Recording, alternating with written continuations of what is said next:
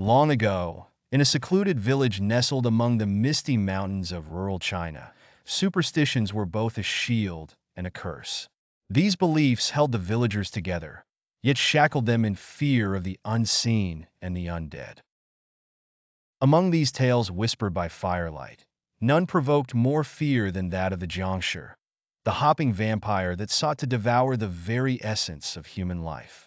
The creature was said to be a reanimated corpse, its limbs stiff, moving in awkward, terrifying leaps. Its eyes glowed an unholy red, mirroring the thirst for the life force it relentlessly pursued. Elderly villagers told of the Jiangshi hunting indiscriminately, its eerie hop audible even before it came into sight, a harbinger of doom and despair. Children, wide-eyed, clung to their parents as the chilling stories unfolded, feeling the cold grip of terror clutching at their hearts. Life in the village changed when, one fateful winter, reports of missing livestock began to circulate. Initially blamed on predatory animals or thieves, the frequency and inexplicability of the occurrences soon pointed to something far more sinister. A chilling realization spread like a frost, one that sent shivers down the spines of even the bravest souls among them. The Jiangshi had awakened. May, a young and resourceful healer, became the village's beacon of hope. She was knowledgeable in both traditional medicine and the esoteric arts, and her bravery belied her slight stature. Her late grandmother had been the village shaman, and May had inherited her wisdom and courage. As the days grew shorter and colder, May sensed an unsettling shift in the air, a darkness that loomed, thick and palpable.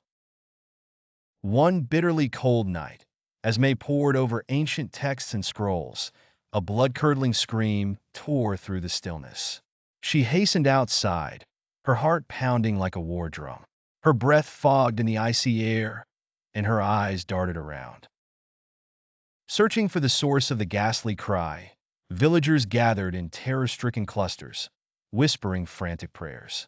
The village square, usually tranquil under the moonlight, now felt like a stage set for impending horror. As she approached the source of the commotion, she saw it, a figure rigid and unnatural, with pallid skin and joints that creaked like old wood.